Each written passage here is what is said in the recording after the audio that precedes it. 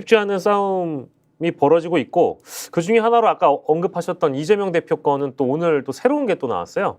박정훈 국민의힘 의원이요. 녹취 파일을 공개를 했습니다. 음성 자료인데 이게 이제 이재명 대표의 그 위증교사 혐의 재판과 관련된 내용과 연결지어진 자료입니다. 그래서 실제 국회에서 기자회견을 열어가지고 여기 2018년 12월에 저기 김병란 전 성남시장 수행비서 네. 성함이 김진성 씨라고 하네요. 이분과 통화했던 내용을 공개를 하면서 이거 봐라. 이재명은 위증교사범이 명확하다라는 식의 그런 의혹 제기거든요. 네. 재판 중인 사안과 관련돼서 국회에서 국회의원들이 어떤 자료나 증거가 될 만한 것들을 폭로하거나 공개하는 게 어제 오늘 일은 아닌데 아까 말씀드린 대로 지금의 상황은 또 누구를 타겟으로 삼나 어떤 시기에 이런 것들이 공개되는지가 매우 중요한 상황이잖아요. 이번엔 또 이재명 대표예요. 아니 한동훈 씨 뭐 하나요? 면책 특권 뒤에 숨어서 이거 얘기하는 거잖아요. 따지고 보면요. 그렇죠. 그죠? 따지고 보면요. 네. 어디서 왔냐 이게. 예. 그러니까 지금 제가 볼 때는 이런 증거 자료잖아요. 따지고. 네. 증거 자료가 나올 때가 어디죠? 검찰. 검찰밖에 없어요. 그럼 검찰에서 줬을 수도 있는 거잖아요. 그럴 가능성이 높겠죠. 정확히 그럼 검찰이 뭐 하는 겁니까? 증거 가지고 장난치는 거잖아요. 그죠? 이 사안은 그러니까 검찰 수사권 기소권이 왜 중대하냐면 인신을 부족하는 거예요. 우리 헌법은 최대한 시민들의 인권을 갖다 그러니까 이 인신 구속을 지키기 위해서 예. 권리로서 보장되고 있는 다양한 내용들이 있습니다. 근데 검찰이 자기 말도 안 되는 수사권 하나 가지고 이런 수사한 내용의 증거 자료를 갖다가 이게 사실이라면요. 예. 국회의원한테 몰래 줘서 국회의원이 면책 특권 뒤에 숨어서 이 내용을 공개해서 이재명 당대표가 위증을 교사한 것처럼 만들어내는 그림이잖아요. 제가 밥도 얘기하는 이거예요. 네네네. 근데 지금 이재명 당대표 얘기는 사실대로 얘기해달라고 사실대로만 얘기해줘라 라는 요청을 했다는 거잖아요. 이건 반론권이거든요. 네네. 근데 교묘하게 반론권이 아니라 위증을 교사한 거로 얘기를 해요. 그러니까 저는 또 언론이 이것도 막 계속 지금 도배질하면서 이제 기사가 나오고 있잖아요. 그렇죠. 근데 같이 한번 옛날에 방송할 때 기억 안 나십니까? 뉴스타파나 이런 데서 그 보도한 내용들. 보도를 안 해요. 그렇죠. 언론의 기사로 나오지 않아요.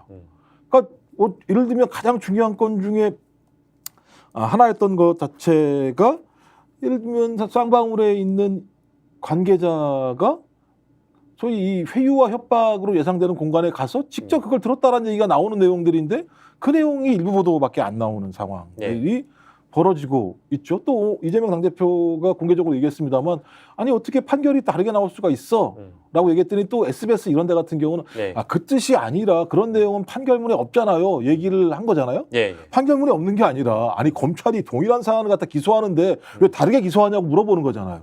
그죠? 여기는 소위 대북 사업의 주가 조작이라고 기소해놓고 그렇죠. 여기는 대북 송금 방북 이렇게 두 가지를 검찰이 기소하면 니네들이 문제가 있는 거 아니야. 그럼 니네들 증거 자료 가지고 다 써먹는 거 아니야. 라고 비판을 했더니 또 SBS는 제가 볼 땐 분명해요. 검찰에 있는 기자가 검찰 얘기 듣고 그 내용 아니야. 판결은 그게 아니거든 얘기했을 거라고 생각이 드는 거예요. 그러니까 이런 식의 일이 벌어지고 있다라는 거죠. 저는 위증교사에 대해서 박정훈 의원인가요? 이거 TV조선 앵커 하시던 분이죠. 앵커했던 사람이잖아요. 그죠? 제가 볼 때는 또 동일한 거라는 거죠. 그리고 이거 제가 볼 때는 이거 나중에 가면 다 사실 확인해봐야 돼요. 제가 볼 때 이렇게 이 녹취 수사 중인 사안의 녹취 파일이 국회의원에게 넘어가서 공개됐다? 저는 제가 볼 때 이거는 검찰밖에는 달리 추정할 데가 없어요. 그러면 대단히 문제가 많은 거죠. 그러니까 검찰의 인사권을 쥐고 있는 대통령의 정당의 국회의원이 둘이 증거를 가지고 이 내용들을 갖다가 공개를 해서 야당, 제1야당, 그래도 170 몇 석의 야당 당대표를 위증교사했다라고 유죄를 주장하는 거잖아요. 이게 얼마나 무도하고 공포스러운 사회입니까? 이거 옛날에 박정희 전두환 때 했던 행위거든요. 근데 이걸 지금 아주 공개적으로 해대고 있으면서 자랑스럽게 얘기하잖아요. 녹취록 봐라! 사실 아니야 이렇게 얘기하고 있잖아요. 이게 뭔가 좀 더 강도가 세졌다는 느낌도 드는 게 국회에서 법무부 장관이었던 한동훈 전 장관이 돈 봉투 부스럭거리는 소리 그런 언급했던 것보다 그건 이제 소위 검찰을 관리하는 법무부 장관이 검찰로부터 확보한 내용이나 이런 것들을 전하는 거잖아요. 전원에 가까운 것인데 지금 국민의힘 박정원 의원은 녹취 파일을 기자회견을 열어서 공개를 해버리는 거라서 아마 이제 훨씬 아마 훨씬 더 강도 높은 그런 의혹 제기인 것 같이 들립니다. 그러니까 끝까지 아마 자기는 밝히지 않을 거예요. 당연히 소스가 어딘지 밝히지 않죠. 밝히지 않을 거예요. 네. 근데 전 부스럭도 말이 안 돼요. 아니 부스럭을 들고 그 부스럭 소리를 듣고 그게 돈봉투인지 아닌지 어떻게 합니까 상식적으로. 그러니까 제가 볼 때 이런 식으로 뭔가 매우 위중한 죄를 짓는 것처럼 검찰이든 법무부 장관이든 예. 그런 행위들을 하고 있다는 게 가장 큰 문제인 거고요. 예. 그러니까 딱 저게 정해진 것 같아요. 그러니까 유죄를 만들기 위해서라면 뭐든지 할 수 있는 능력을 우리가 가지고 있다. 예. 거기서 거기서 실패한다면 우리가 창피하다라고 생각하는 것 같고요. 예. 그런 유죄를 입증하기 위해서라면 인권 같은 경우는 다 무시해도 된다. 제가 볼 때 이런 아니 어떻게 그러니까 아직 확인 안 된 겁니다만 어떻게 자기가 수사 과정의 증거로 확보한 내용들을 그 아시지만 계속 피의사실 공표했다라는 추정이 2년 내내 벌어졌어요. 네. 2년 내내. 그렇다면 이것도 그렇게 생각할 수 있는 건데요. 그럼 매우 나쁜 행위.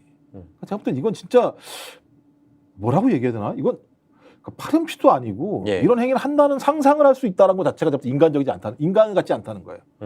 뭐 또 난리치겠죠. 검찰에서 우리가 언제 줬냐고 난리를 칠지 모르겠습니다만 그렇다면 아까 말씀하신 것처럼 김진성 씨인가요? 이분이 줬나요? 예. 아니면 이재명 당대표가 전화 통화에서 녹취한 내용을 줬나요? 제가 볼 때는 네. 이 정도 상황은 매우 심각하다. 그래서 제가 볼 때 아까 말씀드렸던 검찰 인사와 민정수석 신설 이후에 예. 검찰이 돌아가는 행태를 보면 매우 기획한 방식대로 진행되는 것 같다라고 하는 느낌과 추정을 지울 수가 없다. 예. 이렇게 볼 수밖에 없는 거죠. 뭐 당사자인 이재명 대표 입장에서는 매우 억울할 수밖에 없는 그런 상황이 된 것 같은데 그래서인지 모르겠습니다만 지금 질타를 받고 있는 발언은 언론에 대한 평가입니다. 검찰의 애완견이다.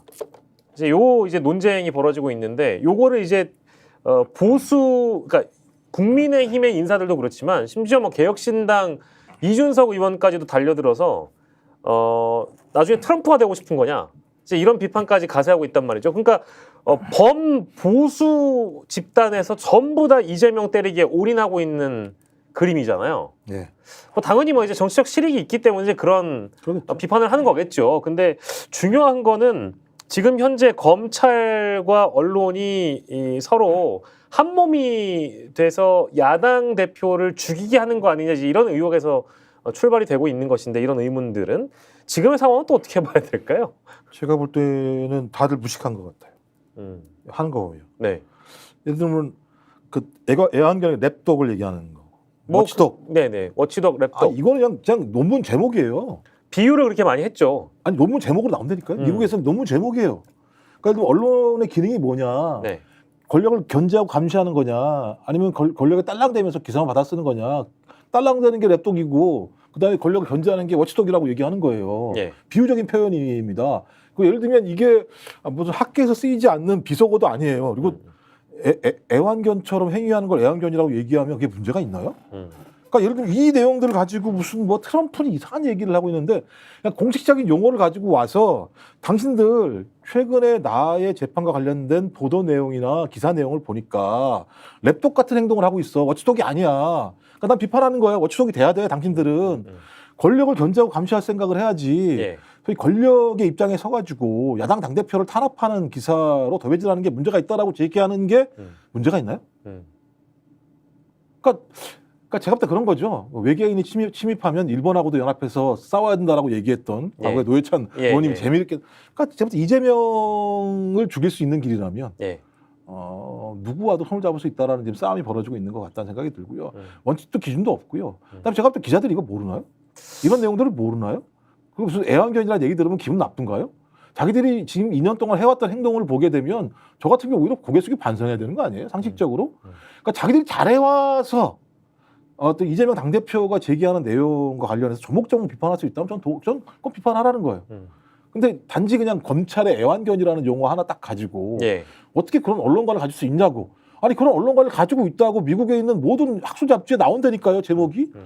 학술 잡지 제목으로 나오는 내용들을 제1야당 당대표가 공개적 석상에 썼다라고 그게 잘못된 언론관이라고 얘기하면 미국에 있는 언론학자들한테 문제 제기해야죠. 당신들 왜 그거 따고 얘기를 쓰냐고. 그러니까 제가 무식하다는 말씀을 드리. 공부 안 하고 예. 맨날 검찰이 갖다 주는 내용만 받았으니까. 네. 아니 해봐서 아시는 거잖아요. 언론 네. 생활을 해봤으니까. 네. 기자는 취재를 통해서 사실을 확인을 하고요.